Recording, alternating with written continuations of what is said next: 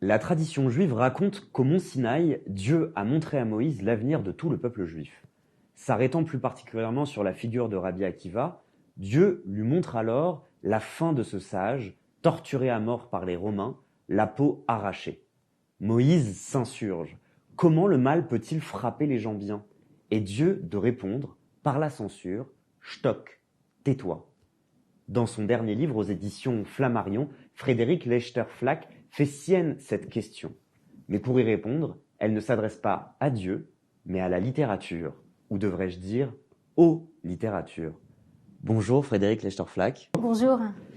Vous êtes professeur de littérature à Sciences Po, et quand on est professeur et qu'on s'attaque à une telle question, on définit d'abord les termes. Et vous abordez le mal dès le début en le définissant par ce qui ne devrait pas exister et qui existe pourtant. Oui, et ça c'est la définition traditionnelle dans l'histoire de la philosophie. C'est une définition très simple que n'importe qui peut comprendre et qu'il s'agissait pour moi d'abord d'approcher par des expériences émotionnelles. Ça va être l'arrivée d'une maladie comme ça, comme un éclair dans un ciel d'été. Ça va être une déception terrible, ça va être une catastrophe, ça va être un échec, ça va être un deuil. C'est des expériences qu'on traverse tous. Et le mal, dans la tradition philosophique, c'est tout ce qui ne devrait pas exister, tout ce qui est en trop, tout ce contre quoi on s'insurge et qu'on ne comprend pas. Et ça prend souvent la forme d'une révolte, d'un désarroi, d'une sidération. Pourquoi des choses affreuses arrivent à des gens qui ne les méritaient pas, à des gens bien, hein, comme je l'utilise dans mon titre. Ça peut être donc la souffrance des innocents, mais ça peut être aussi le mal qui frappe de manière aléatoire, l'attentat, l'épidémie. Celui-là meurt alors que celui-là, juste à côté, il lui arrive rien, il en sort indemne. Comment comprendre? Comment vivre dans un monde où ces choses-là se produisent? Mais oui, vous utilisez déjà le prisme de la littérature comparée et vous décidez de comparer la Bible, qui peut être considérée par certains comme un texte sacré, avec des textes profanes de la littérature classique. Oui, mais parce que de toute façon, tout ça, c'est des récits. Chacun se situe comme il le souhaite par rapport au texte. Et je prétends pas avoir la vérité ou avoir l'interprétation juste, ni d'ailleurs sur le texte biblique, ni sur quelque texte littéraire que ce soit. Mais les textes bibliques, en tout cas la partie narrative du corpus biblique, ce sont aussi des récits qui produisent des émotions, des récits, des histoires qu'on se raconte. Et en l'occurrence, l'histoire de Job, ça fonctionne un peu comme une parabole. Cette histoire, il était une fois un homme extraordinaire qui avait tout pour lui, qui était le meilleur d'entre les hommes, sur lequel on va faire une expérience pour vérifier si le désintéressement existe. Eh bien, ce qui commence comme une histoire, comme un récit avec ce caractère excessif, on peut aussi le recevoir comme une expérience morale qu'on traverse en tant que lecteur.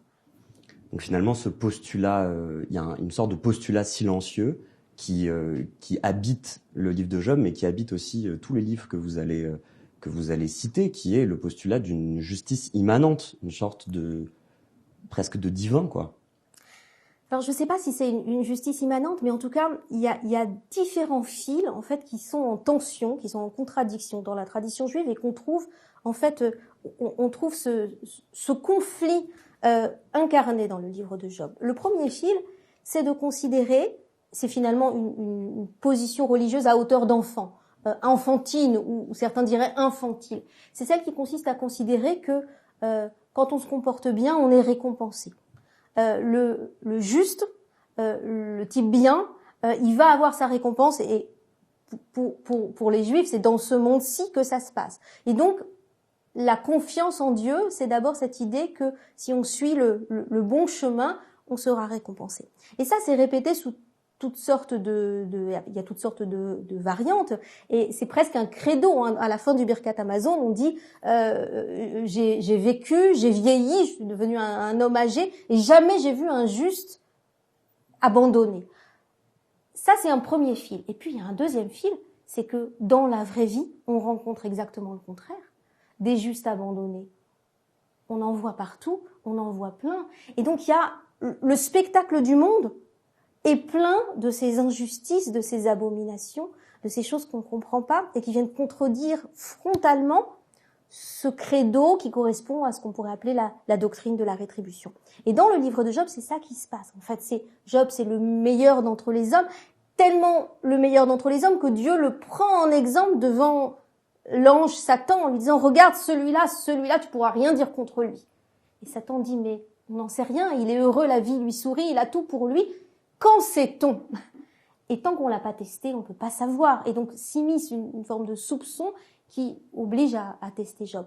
Et dans le livre de Job, on a du coup ces deux fils qui se confrontent. D'un côté, la doctrine de la rétribution, dans laquelle les trois amis qui viennent visiter Job au chevet de ce presque cadavre, de cet homme endeuillé, frappé de toutes les misères, eux sont persuadés que rien n'arrive par hasard, que Dieu veille et que Dieu micromanage, si vous voulez, toutes les actions du monde. Et il y a Job, de l'autre côté, qui tient bon, qui résiste, qui dit peut-être que j'ai eu des mauvaises pensées, peut-être que j'ai fait des petites choses, mais rien qui vaille un châtiment pareil. C'est la disproportion, c'est l'excès qui fait qu'il ne peut pas accepter d'entrer dans ce logiciel de la rétribution.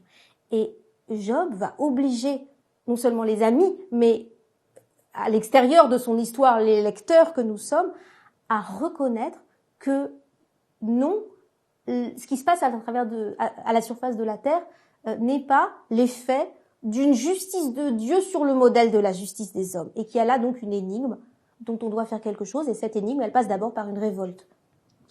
C'est ça, il y a la révolte de Job face à ses trois amis qui pensent le mal comme un châtiment, et de l'autre côté, il y a le livre de Charlotte Brontë avec ce personnage d'Hélène qui, elle, prend tout sur elle et qui dit, en fait, il considère le mal comme une sorte d'épreuve et qui, justement, le mal doit frapper les gens bien pour les éprouver. C'est ça, en fait, les deux côtés, les deux opposés de ce prisme, de cette réponse à cette question. En fait, c'est presque la même chose. C'est encore une ruse de la doctrine de la rétribution. La doctrine de la rétribution, dans sa version simple, c'est de dire celui qui est frappé par le malheur, c'est un coupable qui s'ignore. Et très vite, quand on regarde le spectacle du monde autour de nous, et d'ailleurs c'est ce que Job fait au chapitre 24 du livre de Job, il dit à ses amis, mais arrêtons de parler de moi, regardez autour de moi, partout des innocents qui souffrent, partout des malheureux. Vous n'allez pas soutenir que tous les malheureux sont des coupables qui s'ignorent. Donc très vite, cette version simple de la doctrine de la rétribution, elle devient intenable, insoutenable en réalité. Mais il y a d'autres manières de réintroduire cette croyance en la rétribution. Par exemple, la lecture par l'épreuve à laquelle vous faites allusion. Celle qui consiste à dire que le malheur, c'est pas un châtiment pour quelque chose qu'on aurait fait, c'est un test de valeur. Et c'est la manière dont on va s'en sortir, la manière dont on va se comporter dans l'épreuve qui va justifier ou non notre sortie de l'épreuve, notre libération. Et ça, c'est encore une posture religieuse, mais elle est pour moi, elle est tout aussi choquante en réalité. Et c'est celle qui consiste finalement à considérer que la personne qui souffre doit prouver par ses ressources propres qu'elle mérite de ne plus souffrir. Mais c'est tout aussi abominable. Vous découvrez une troisième voie dans la lecture de l'œuvre noire de Marguerite Yourcenar, peut-être ? Alors en fait, j'utilise un tout petit passage de cet extraordinaire roman de Marguerite Yourcenar qui s'appelle L'œuvre noire et qui met en scène un héros, Zénon, qui est un homme de la Renaissance, un alchimiste, un philosophe, un médecin, un grand penseur. Et dans l'une de ses multiples identités, Zénon, à un moment donné, est médecin, il vit sous une identité clandestine, on est au XVIe siècle, à l'époque des guerres de religion, il a écrit des textes qui sont extrêmement audacieux, et donc il se cache sous une identité de médecin. Et là, il va soigner un religieux, un prieur, donc un haut personnage d'un monastère local qui est malade. Et la conversation roule entre eux sur cette question que la philosophie, que la théologie appelle le problème du mal.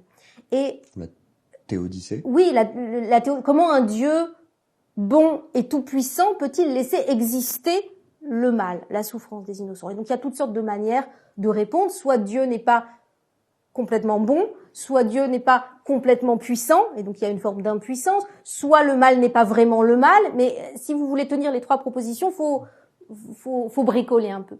Et en fait, ce qui est très beau dans ce dialogue que je repère et que je commente, c'est que oui, il peut y avoir des solutions intellectuelles. Oui, la théologie peut offrir des clés et des ressources pour surmonter cette aporie. Mais en réalité, ce qui compte, c'est la manière dont chacun négocie dans son fort intérieur, non pas des solutions, mais des moyens de vivre avec le problème. Et ce qui est très beau dans cette conversation entre Zénon, une forme de libre penseur de l'époque, et le prieur, c'est que ils viennent pas du même endroit, mais ils se comprennent parfaitement et ils sentent bien que chacun sur cette question du mal vient avec son secret, avec ses ressources. Et ces ressources, elles puisent dans des récits, elles puisent dans des manières de se poser le problème. Et ce qui est important, et c'est ce qu'on voit bien dans ce dialogue de Marguerite Yourcenar, c'est que la solution, la ressource qui peut servir pour l'un à surmonter l'aporie ou à surmonter la blessure, ne doit pas blesser davantage l'autre. Il y aurait il y aurait une réponse par type de récit et par récit de vie, quoi. Oui, je sais même pas si ce sont des réponses, ce sont des ressources, ce sont des histoires auxquelles se raccrocher. Hein. Évidemment, la question qui donne le titre à mon livre, Pourquoi le mal frappe les gens bien, évidemment que je prétends pas y répondre, ce serait profondément indécent, et puis évidemment qu'il n'y a pas de réponse, évidemment que c'est une question symptôme qui sert justement à désigner un problème. Et il me semble ce que fait la littérature, c'est pas fournir des réponses, c'est pas fournir des clés de lecture à cette question, c'est fournir finalement des fictions qui nous montrent comment d'autres prennent la question, qui nous obligent finalement à ne pas résoudre trop vite, à rester dans la révolte, à rester dans le problème et à creuser du coup la signification que cette rencontre du mal a dans nos vies. Qu'est-ce que ça signifie, cette question du mal pour nous? Et à mon sens, l'enjeu qui est derrière tout ça, c'est un enjeu bien sûr de donner du sens à notre expérience de vie. Nous sommes, nous, êtres humains, des êtres qui exigent que nos vies aient du sens. Et puis, il y a un enjeu de dignité humaine. On peut pas accepter, comme Job le refuse, d'être châtié si on n'a rien fait de mal. Et donc, il y a une exigence que tout ceci ait du sens, qu'on résoudra pas, qui va pas on va pas refermer le fossé, mais la littérature le creuse au contraire, ce fossé, elle oblige à maintenir la béance ouverte. Et je crois que c'est une manière de nous faire du bien et de nous guérir, que de maintenir cette béance ouverte quand on ne doit pas la refermer. La question du mal qui frappe les gens bien, les innocents, les enfants, le mal qui frappe indistinctement, c'est aussi la question, très rapidement, la question de la Shoah et de l'existence de la Shoah. En lisant votre livre, moi j'étais suspendu dans l'attente de savoir comment vous allez aborder cette question. Oui, alors c'est d'ailleurs mon point de départ, hein, je le dis d'ailleurs dans mon prologue. La question, elle me vient de là. Moi, j'ai grandi dans une famille où on était très fâchés avec Dieu. On lui pardonnait pas, on pouvait pas lui pardonner.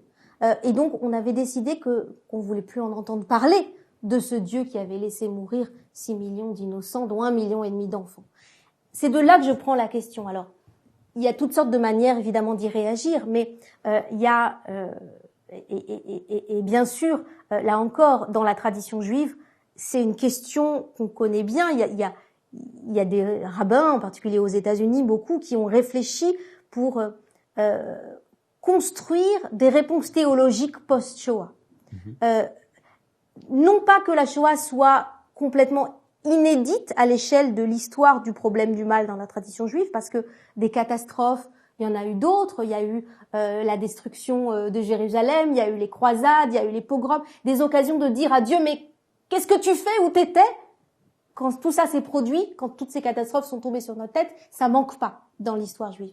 Mais la Shoah est tellement excessive que il y a eu toute une remise en question théologique, et donc il y a des réponses rabbiniques à la formulation de cette question dans le contexte de la Shoah. Moi, cette question, je vais la chercher là encore en littérature, puisque c'est par la littérature que j'aborde tout ça, à travers un roman de Philippe Roth, qui est son dernier livre, publié en 2010, qui s'appelle Némésis, et qui raconte une épidémie de polio qui frappe, une épidémie fictive de polio qui frappe un quartier juif de la ville de Newark en 1944. Philippe Roth ne parle pas de la Shoah, même s'il situe son texte, son roman en 44. Mais il me semble que c'est ça qui est derrière, c'est ça qui est à l'arrière-plan, parce que cette épidémie de polio, elle s'attaque à des enfants, et de temps en temps, allez savoir pourquoi, il y a un gamin comme ça du terrain de jeu sur lequel le héros travaille comme éducateur sportif. Il y a un gamin qui est pris, et un tel est paralysé, un tel est mort et tué. En fait, la maladie, elle cueille des vies comme ça un peu au hasard, de manière aléatoire. Et le héros de Philippe Roth, il se pose exactement cette question, mais comment il voit les parents des enfants morts, il voit le quartier saisi par l'effroi et la sidération devant ce qui se passe, mais qui continue à prier, qui continue à s'adresser à Dieu. Il voit sa fiancée qui, quand elle le retrouve sain et sauf, se lance dans une sorte d'action de grâce à Dieu et remercie Dieu d'avoir sauvé son fiancé. Et lui, il supporte pas, parce que il lui dit, mais si tu remercies Dieu de m'avoir sauvé la vie, alors c'est que tu penses qu'il est aux commandes, c'est qu'il est aux manettes, et alors pourquoi est-ce qu'il a laissé mourir les autres? Et on retrouve en fait cette question incarnée dans ce roman, dans cette fiction qui ne fait aucune concession et qui creuse, là encore, la béance jusqu'à un point extrême. Ça ne veut pas dire que la manière dont le personnage principal aborde, réagit à ce problème est la bonne. Il me semble qu'il n'est pas du tout exemplaire, le héros de Philippe Roth, mais justement parce qu'il commet des erreurs, et des erreurs psychologiques et des erreurs morales, il nous éclaire aussi sur les bonnes et les mauvaises manières de réagir à ce problème. Et ça me fait penser également à cette citation de Primo Levi, ce moment où il y a la prière de Kuhn, qui est un passage qui commence par la citation « Kuhn est fou ». Primo Levi dit « Kuhn est fou » et qui termine par « Si j'étais Dieu, la prière de Kuhn, je la cracherais par terre ». Oui, alors vous faites allusion en fait à un chapitre de Si c'est un homme qui raconte la grande sélection d'octobre 44 dans le camp d'Auschwitz-Birkenau. Et donc on a un chapitre qui raconte comment tous les détenus du baraquement circulent, voilà, ils passent tous au pas de course, 30 secondes tout nus devant le médecin SS qui sur un coup d'œil va mettre la fiche de l'un à gauche, la fiche de l'autre à droite. Et quand tout s'est joué, ça s'est joué en une fraction de seconde, il y a eu des erreurs, il y a eu de l'aléa, tout ça est juste abominable.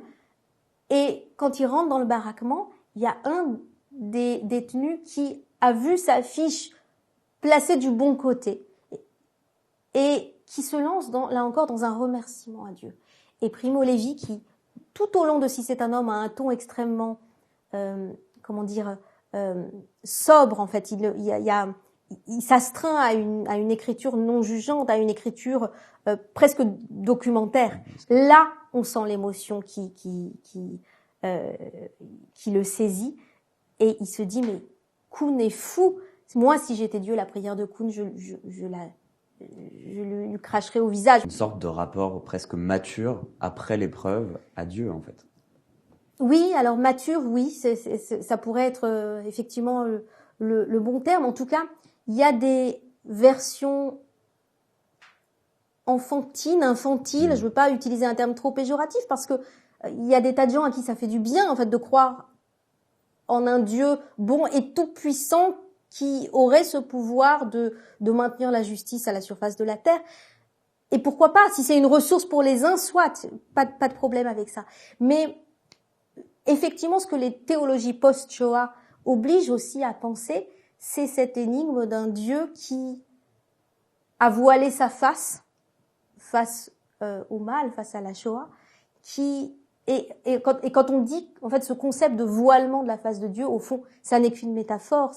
Là encore, c'est pas une résolution du problème. C'est une manière de dire qu'il y a quelque chose là qu'on comprend pas, mais qu'on veut pas refermer trop vite l'incompréhension, qu'on veut pas le résoudre trop vite, ce problème, qu'on tient à conserver le problème ouvert. Et il y a un très très beau texte, peut-être pour finir, y faire allusion, que je commente à la fin de mon livre, qui est un tout petit récit qui s'appelle Yossel Rakover s'adresse à Dieu, qui est un petit texte écrit par un journaliste qui s'appelle Zvi Kolitz. Et on a cru longtemps que c'était un témoignage, que c'était un véritable témoignage d'un père de famille juif dans les ruines fumantes du ghetto de Varsovie, quelques heures ou quelques minutes avant de mourir, lui aussi, après avoir perdu toute sa famille assassinée par les nazis. Et ce personnage, et c'est en fait une fiction, c'est en fait un texte de fiction, mais vrai comme seule la fiction peut l'être, disait Lévinas. Donc un texte extraordinaire. Et le personnage s'adresse à Dieu. Il croit en Dieu, bien sûr, il se bat, il veut pas lâcher sa croyance. Il est comme Job, il s'adresse à Dieu et il lui dit « Ne bande pas trop l'arc, sinon la corde risquerait de casser. » Et là aussi, on trouve une autre image qui est absolument merveilleuse. Ne bande pas trop l'arc, sinon la corde risquerait de casser. Qu'est-ce qu'il dit, C.S. Rakover, à son Dieu, sinon fais attention dans ton propre intérêt à toi, si tu veux qu'on maintienne la relation avec toi. Il faut pas nous éprouver trop fort, parce que là, on est en train de franchir un cap. Il y a un point de non-retour possible. Ce point de non-retour, pour certains, c'est la Shoah. D'autres se tiennent en deçà. Mais pour tout le monde, c'est une énigme, et une énigme qu'on n'a pas le droit, moralement, de refermer trop vite, surtout pas avec de mauvaises solutions comme celle de la lecture punitive de l'événement, comme certains le soutiennent encore malheureusement. Merci beaucoup, Frédéric Lechterflack. Je rappelle le titre de votre livre, Pourquoi le mal frappe les gens bien, publié aux éditions Flammarion. Merci. Merci à vous.